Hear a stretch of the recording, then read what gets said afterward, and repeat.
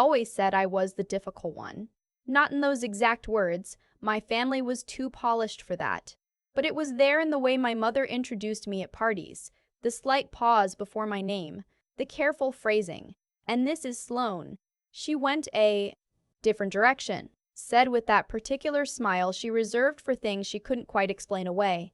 My sister Audrey never got the pause. Audrey got the full beam smile, the hand on the shoulder, the voice that climbed half an octave with pride.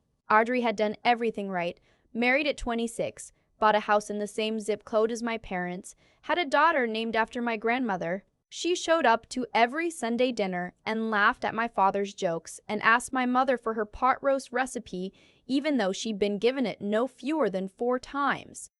I had not done everything right. I had left. That was the word they used when they talked about me to other people. Not moved away. Not pursued her career. Left. Like I had abandoned something. Like the thing I walked away from was worth staying for. I was 22 when I accepted the position. I didn't tell them what it was exactly, just that it was government work, federal level, and that I'd be relocating. My mother cried. My father said he hoped I knew what I was doing. My sister pulled me aside and said, very quietly, "You're really going to do this? Just disappear on us?" I said yes. I really was. What followed was 11 years that I cannot talk about in full, even now. I can tell you the broad strokes. I worked in federal law enforcement, a specialized division, the kind that doesn't have a presence on any government website you'd stumble across by accident. I can tell you I was stationed in 3 different cities, spent time abroad twice, and by the time I was 30, I had seen and done things that changed the shape of how I understood the world. I can tell you that the work was real and the stakes were real and the people I worked alongside were among the most capable human beings I have ever encountered. What I cannot tell you is most of the specifics, and for 11 years, that silence was the thing my family held against me. I missed Audrey's wedding. It was unavoidable. I was in the middle of something I could not step away from, and I sent a gift and a letter, and I called when I could. My mother did not speak to me for 4 months afterward. When she finally did call, the first thing she said was, "Your sister cried looking at the photos because you weren't in them." Not hello, not how are you, just that. I carried that for years. The weight of being the absent one, the selfish one, the one who chose herself over her family. That was the story they told, and they told it so often and so consistently that I think they genuinely believed it. Maybe they needed to. It was easier than the alternative. That I had left for something important. Something that mattered. Something that demanded exactly the kind of sacrifice they were now punishing me for. I came back to Connecticut 18 months ago. The work had changed, the division had restructured, and after more than a decade, I was ready for something different. I took a position that keeps me stationary, keeps me in an office more days than not, lets me sleep in the same bed more than 2 consecutive nights. I bought a condo 40 minutes from my parents' house because I still loved them even through all of it, and I thought maybe proximity would repair what distance had broken. It had not, so far. My mother and I had a version of relationship. Sunday calls, occasional dinners, the careful maintenance of surface-level warmth. She asked about my job in the vague way you ask someone about a hobby you don't quite understand. I told her it was going well. She told me about Audrey's daughter's soccer games and her neighbor's new kitchen renovation and whether the weather had been hard on her hydrangeas. We were cordial. We were careful. We were nothing like what I had imagined a mother and daughter could be when I was young enough to still imagine things like that. Then Audrey announced her vow renewal. 10 years of marriage. She and her husband Philip wanted to celebrate with a party, dinner at their country club, friends and family, the whole thing. My mother was thrilled. She threw herself into it with the kind of energy she had never once applied to anything involving me. Guest lists, floral arrangements, whether to do a live musician or a curated playlist. For 3 months, it was the primary topic of every Sunday call. I was invited, of course. I was family. I drove up on a Saturday in early November, the kind of day that can't quite decide if it wants to be fall or winter. The trees mostly bare, the sky a flat, pale gray, the air carrying that particular cold that gets into your collar, no matter how you dress. I wore a navy blazer and dark trousers because I had learned years ago that showing up underdressed to my mother's events was a specific kind of offense that would be referenced for longer than seemed reasonable. The club was warm and well lit and smelled like money. That combination of fresh flowers and old wood and food being prepared by people who knew what they were doing. Audrey looked beautiful. She always did. She was standing near the entrance when I arrived, and she hugged me, and it was a real hug, not a performance hug. And I was reminded that however complicated things were with the rest of them, I did love my sister. The complications were mostly not her fault. My mother found me 12 minutes later. I know it was 12 minutes because I was standing at the bar waiting for a glass of wine when she appeared at my elbow, and I had checked my watch when I arrived. And I would think about that 12 minutes later and realize it was almost impressive. She had given me just enough time to feel briefly safe before she arrived.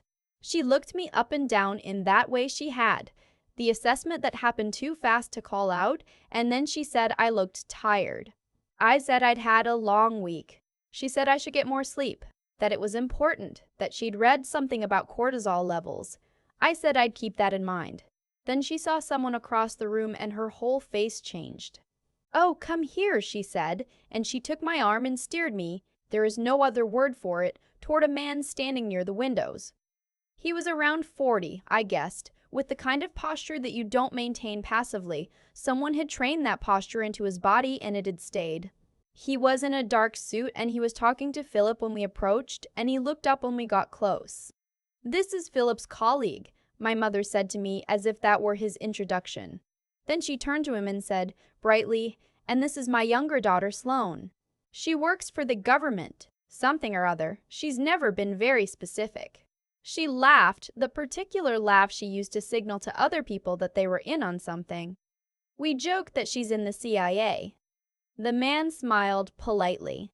I extended my hand and said my name, my full name. Sloane Mercer. His handshake stopped halfway. His name was Garrett. Philip had mentioned him in passing to my sister before, some senior position in federal contracting, someone who had been in certain circles for a long time. What I did not know, standing there, was that Garrett had spent several years working as a liaison to the division I had been part of. He knew the work. He knew the people who did it. He knew the specific names that almost no one outside of certain rooms had ever heard. He was looking at me the way you look at someone when the pieces are sliding into a configuration you didn't expect. He said my name back to me. Slowly, like he was checking something. I said yes. He said, "Sloane Mercer. You were the lead on the Halverton operation." I didn't answer. That wasn't evasion. There are questions you're trained not to answer reflexively, and that was one of them. But I didn't deny it either, and I think the not denying was its own kind of answer. My mother laughed again, a different laugh this time, slightly uncertain. "I don't know what that means." Garrett looked at her, then he looked back at me. And then he did something I had not anticipated and could not have prepared for. He took a step back. He straightened. And he said with complete seriousness, the way you say something to someone whose position you respect, "I'm sorry, I didn't realize, it's an honor." The room wasn't quiet. There was music and other conversations and the ambient sound of a party in progress. But the people immediately around us had heard. My mother, Philip, two of Audrey's friends who had drifted over, a cousin I hadn't spoken to in 6 years who happened to be standing nearby. They were all looking at me. My mother said, "What?" Garrett didn't explain right away. He asked if he could get me a drink. I said I already had one. He said carefully that he wanted to be respectful of the situation. He knew there were things I couldn't discuss, but that he had heard my name in certain contexts, had understood what those contexts meant, and that the work I had been part of was not something most people could do, or would, or had. He said it the way you say something true. Not performing, not trying to make a scene. Just saying it plainly, to someone he thought deserved to hear it said plainly. My mother's expression was something I had not seen on her face before. It wasn't guilt. I don't know if she was quite there yet. It was something closer to the moment before guilt, the moment when the story you've been telling starts to develop small, irreparable cracks. She never told us anything, she said, and it came out more defensive than she probably meant it to. She was always so secretive. We never knew if she was safe, if she was. I imagine that was by design, Garrett said. He was being gentle. He could have been less gentle, and he chose not to be. The people in those positions can't talk about what they're doing. That's not a choice, it's a requirement. The work she was involved in. He paused. I can't go into specifics either, but I want to be clear. It wasn't nothing. Silence. Not the whole room. We weren't a scene out of a movie where everyone freezes on cue, but our small corner of it, the 5 or 6 people within earshot who had caught enough to understand that something real was being said. Audrey had appeared at some point. I didn't know how long she'd been standing there. She was looking at me with an expression I couldn't read, not the polished social expression she wore at these events. Something underneath it. Unguarded. She said, Sloane? I looked at her. She said, we really didn't know. I knew that. I had always known that. The not knowing had been the point. It had been the job. The frustrating, isolating, necessary point. You don't get to have both things. You don't get to do the work and also have your family understand why you missed the wedding. You choose, and the choosing costs something, and nobody thanks you for the cost because they can't even see it. What I hadn't known was whether no one would change anything. My mother had moved slightly away from the group, the way people do when they need to recalibrate without an audience. She was holding her wine glass and not drinking from it. My father had appeared from somewhere and was standing next to her, and someone was talking quietly to them. I couldn't hear what was being said. I turned back to Garrett. I thanked him. I meant it. He said, you don't need to thank me for telling the truth. I thought about that for a moment. I thought about all the times over 11 years when the truth had not been available to anyone who might have told it on my behalf. All the family dinners I had missed and could not explain. All the she went a different direction introductions. All the weight of being the absent one, the selfish one. I set down my wine glass and I walked out to the terrace. The cold hit me clean and immediate. The kind of cold that clarifies things, that makes the inside noise seem smaller. The terrace overlooked the golf course, which was empty now, the fairways pale gray-green in the fading November light. I could see my own breath. I heard the door behind me after about 3 minutes. It was Audrey. She came and stood next to me without saying anything for a moment, the way she used to when we were kids. She'd always had this quality of being able to be present without filling the silence. It was one of the things I had genuinely missed about her. She said, how long? Was it always like that? I said, 11 years. She made a small sound, not words, just the sound of something landing. I said, I couldn't tell you. I couldn't tell anyone. That's not a thing I said because it was convenient. It was literally the condition. I signed things. There are things I still can't tell you right now, standing here. She was quiet. I said, I know I missed the wedding. I know how much that cost. I know you cried looking at the pictures. She turned to look at me. Mom told you that. Mom told me that. She told you that to make you feel bad. I didn't answer. Audrey looked back out at the course. She said, I cried. That part was true. But I wasn't. She stopped. Restarted. I was sad you weren't there. I wasn't angry. I knew you wouldn't miss it without a reason. I knew that. A pause. Mom was angry. I think she wanted me to be angrier than I was, so I don't know. I think she told it a certain way. I thought about the 4 months of silence, the first words being about the photographs. I said, yeah. We stood there for another minute in the cold. A November wind moved through the bare trees, along the fairway, and there was that sound. Dry branches, late-season leaves still clinging to a few of the oaks, everything rustling with the indifferent persistence of things that don't know they're supposed to be sad. Audrey said, so what are you doing now? The job now, I mean. I said I was managing a team, mostly domestic, a lot of coordination work, less field time. She asked if I liked it. I said I was still figuring that out. She laughed, a real one, not the party laugh, and said that seemed honest. The door opened again. My mother. She came out onto the terrace and pulled her wrap tighter against the cold, and she looked at me and she didn't say anything for what felt like a long time. Then she said, I didn't know. I said, I know. We thought. She stopped. I thought you were just that you had chosen something over us, over your family. I chose something, I said. I did. But it wasn't instead of you. It was something that didn't leave room for explaining. She looked at her hands. That man said. He said the work was important. It was. Were you, her voice shifted, were you in danger, ever? I looked at her. My mother, standing in the cold in her nice wrap with her carefully done hair and her party composure stripped away to something I almost didn't recognize. She was scared. The fear was present tense, not for something in the past, but for what she was now understanding the past had contained. I said, I was always well trained. She heard what I didn't say. She put her hand over her mouth and looked away, toward the fairway, toward the bare trees. She didn't cry. My mother wasn't someone who cried in front of people, but something moved across her face that was the quiet equivalent of it. I didn't comfort her, not because I was punishing her, but because I was standing on that terrace after 11 years of carrying a story I couldn't tell, and I wasn't ready yet to make it easier for someone else. I needed a minute to stand there in the cold and breathe and let the story be what it actually was, just for a moment, before it became something we all agreed to move past. Audrey reached over and took my hand. I let her. The three of us stood there in the November cold, the party continuing inside without us, and nobody said anything else for a while. There wasn't much left to say that could be said in the space between one sentence and the next.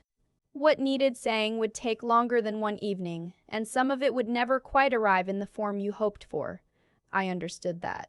But Audrey was holding my hand, and my mother was standing 2 feet away looking at me with something in her face that was different from anything I'd seen there in a very long time.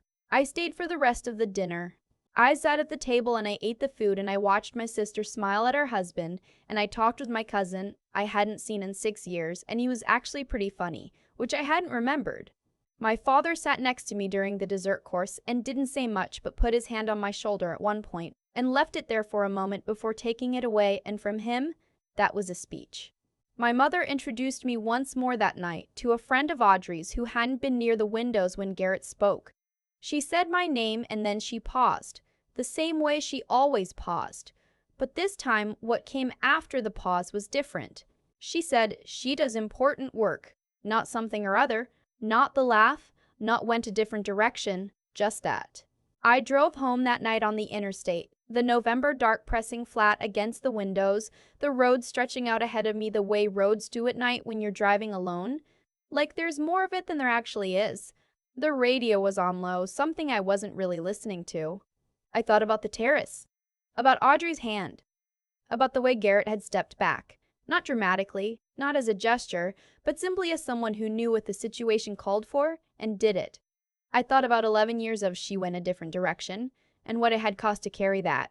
And I thought about how some things get repaired slowly, in increments, and some things don't get repaired at all. They just get understood. Finally, and the understanding is its own kind of settlement. Not the same as healing. Not the same as everything being fine. But a start. I was still figuring out what to do with a start. The highway opened up ahead of me and I drove, and the dark was quiet, and for the first time in longer than I could easily name, I felt like I was driving towards something instead of away from it. I've thought a lot about what it means to live a life that can't be explained, not because it's shameful, not because there's anything wrong with it, but because the things that matter most, the work that costs the most, the choices that require the most from you, are often the exact things you're not allowed to talk about. And when you can talk about something, other people fill in the silence with whatever story fits the shape of their own fears or disappointments. My mother filled it with failure. For 11 years, she looked at my absence and decided it meant I had chosen wrong. She told that story at dinners and on phone calls, and in the quiet way she introduced me to people. The pause, the careful phrasing, the laugh that said we've made peace with this, even if we don't understand it. She wasn't cruel. She genuinely believed it. That's the thing about the stories we tell about the people we love. They feel like understanding, but sometimes they're just the version we can live with. What I know now is that the truth doesn't disappear because no one's saying it out loud. It just waits. It stays in the work you did and the choices you made and the people who were in those rooms with you. Garrett didn't know he was walking into the middle of a story that night. He was just being accurate. He saw something he recognized and he named it, the way honest people do, without calculating the effect. And the effect was that 11 years of a particular fiction simply could not hold its shape anymore. That's what I keep coming back to, not the vindication. I want to be honest about that. Standing there while my mother's expression shifted was not triumphant. It was complicated and a little painful, and not the thing I would have chosen as the moment. What I keep coming back to is the quieter part. Audrey on the terrace, her hand in mine. The way she said I knew you wouldn't miss it without a reason. She had carried that, a more generous version of me, all those years without saying it, without making it a thing, without using it as leverage. She had just quietly held the better interpretation and waited. That takes something. It takes a kind of integrity that I think gets underrated. The integrity of not filling silence with the worst available story about someone you love. I didn't become who I became because I wanted recognition. I became who I became because there was work that needed doing, and I was capable of doing it, and that felt like reason enough. But I think there's something true in the idea that the life you build through discipline and sacrifice and sustained effort, the life you build in the dark without applause, does not actually disappear. It accumulates. It becomes the thing you are whether or not anyone in your immediate vicinity can see it. And eventually, in ways you didn't plan for and couldn't have engineered, it becomes visible. Not as reward, just as fact. Sloane Mercer spent 11 years doing difficult, invisible work and came home to a family that had written a smaller story about her. And then one evening at a country club in Connecticut, the actual story walked into the room and introduced itself. That's not luck. That's just what happens when you keep going, when you stay honest with yourself about what you're doing and why, when you don't let the smaller story become the one you believe about yourself, even when it's the only one being told in the rooms you grew up in. I drove home that night thinking about starting points, about the difference between repairing something and understanding it, about how sometimes the most important thing isn't getting the apology or the recognition. It's finding out whether the people you love are capable of revising their understanding when the evidence requires it. My mother said she does important work. 4 words. After 11 years. It wasn't everything, but it was honest. And I think that's where you begin.